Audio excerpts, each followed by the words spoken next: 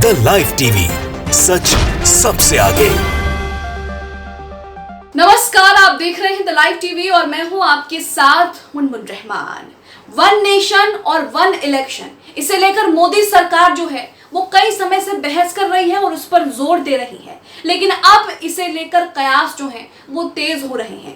कहा जा रहा है कि 2024 का लोकसभा चुनाव और 5 राज्यों में जो विधानसभा चुनाव है वो एक साथ हो सकते हैं। इसे लेकर मोदी सरकार ने तैयारी भी शुरू कर दी है। मोदी सरकार ने एक कमेटी का गठन कर दिया है, जिसके अध्यक्ष रामनाथ कोविंद को बनाया गया है और बाकी सदस्यों के नामों की घोषणा होगी। इसी के साथ मोदी सरकार ने संसद का एक विशेष सत्र भी बुला लिया है, जिसमें कहा जा रहा है कि मोदी सरकार ये बिल पेश कर सकती है। अब जब इस तरह की बात सामने रखी जाएगी, बिल पेश किया जाएगा संसद में, तो विपक्ष और मोदी सरकार के बीच जो है वो फिर से तनाव का माहौल हो जाएगा और दोनों में जो है वो फिर से ठन जाएगी। लेकिन देखना होगा कि मोदी सरकार वन नेशन और वन इलेक्शन पर क्या कुछ करती है। इसी के साथ आप अपनी स्क्रीन पर ये ट्वीट देख रहे हैं। यहाँ पर संजय शर्मा ट्वीट करते हैं, जानकारी देते हैं कि सरकार वन नेशन वन इलेक्शन की राह पर तेजी से चलती हुई नजर आ रही है। इससे पहले तो मोदी सरकार इस पर जोर दे रही थी, बहस कर रही थी,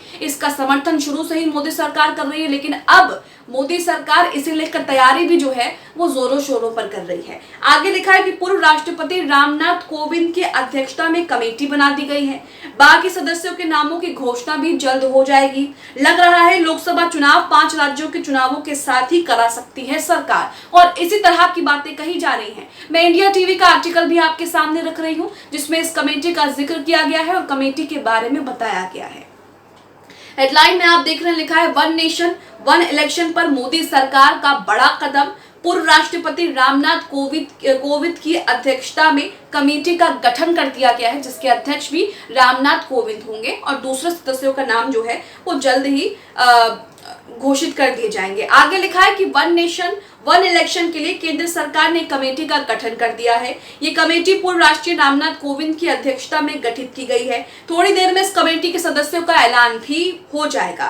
केंद्र सरकार ने 18 से 22 सितंबर तक संसद का विशेष सत्र भी बुला लिया है। ऐसी चर्चा है कि सरकार संसद में वन नेशन वन इलेक्शन का बिल लेकर आ सकती है। वन नेशन वन इलेक्शन का सीधा मतलब है कि देश में होने वाले सारे चुनाव जो है, चाहे वो विधानसभा के राज्यों की विधानसभा के चुनाव हो या फिर लोकसभा के चुनाव हो, ये सभी चुनाव जो है वो एक साथ होंगे। अब इसका विरोध भी कई लोग कर रहे हैं, ना सिर्फ विपक्षी पार्टी बल्कि कई लोग इसका विरोध कर रहे हैं। उन लोगों का कहना है कि वन नेशन वन इलेक्शन की इस नीति से, इस फैसले से देश का जो संसदीय ढांचा है उस पर असर पड़ेगा। असर कैसे पड़ेगा ये मैं आगे आपको बताऊंगी, लेकिन ये जो खास विशेष सत्र बुलाया गया है संसद में, इसमें मोदी सरकार क्या कर सकती है, कैसे कर सकती है, इसके बारे में मैं आपको बता दूं। आप अपनी स्क्रीन पर हिंदुस्तान लाइव का ये आर्टिकल देख रहे हैं, जिसमें लिखा है कि एक देश एक चुनाव पर मोदी सरकार की बड़ी तैयारी, संसद के विशेष सत्र में ला सकती है बिल। तो जैसा कि मैंने आपको बताया कि संसद का एक विशेष सत्र बुलाया गया है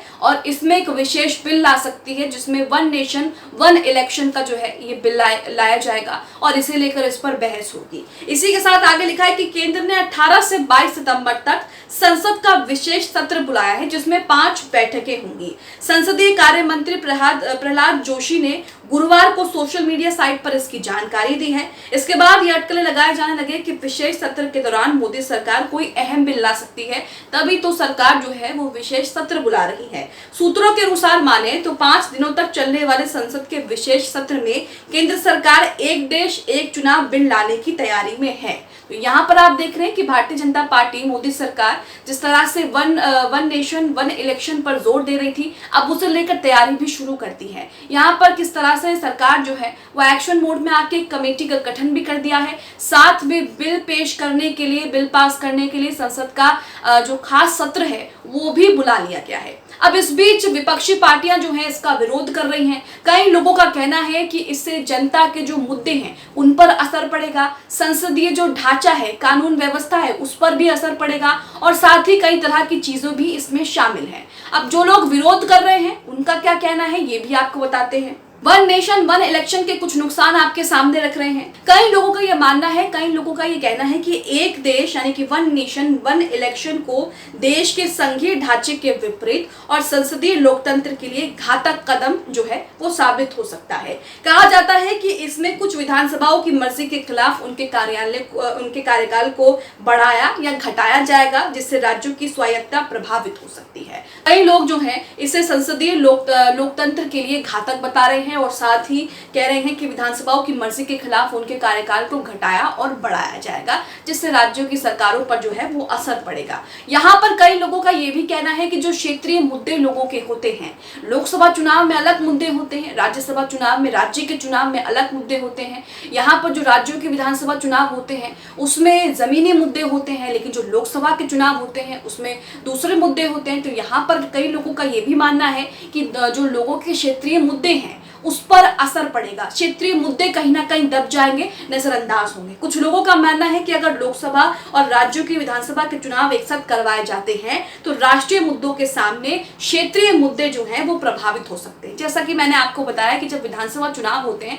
तो क्षेत्रीय मुद्दे बिजली, पानी, सड़क और इस तरह के मुद्दे जो हैं वो होते हैं। महंगाई, राज्य में महंगाई है और राज्य में किन चीज़ों की समस्या है, इस तरह की शिक्षा और स्वास्थ्य सेवाओं पर जो है वोट मांगे जाते हैं और यही मुद्दे रहते हैं, क्षेत्रीय मुद्दे जो होते हैं। लेकिन लोकसभा चुनाव में राष्ट्रीय मुद्दे होते हैं, जैसा कि आपने राम मंदिर को देखा कि किस तरह से एक राष्ट्रीय मुद्दा है। राम मंदिर, बाबरी मस्जिद, किस तरह से इसे लेकर वोट बैंक जो है वोट बैंक की राजनीति करते रहे और उसके बाद अब जो है वो राम मंदिर बन भी गया तो इस पर वोट मांगे जाएंगे। तो ये राष्ट्रीय मुद्दे हैं।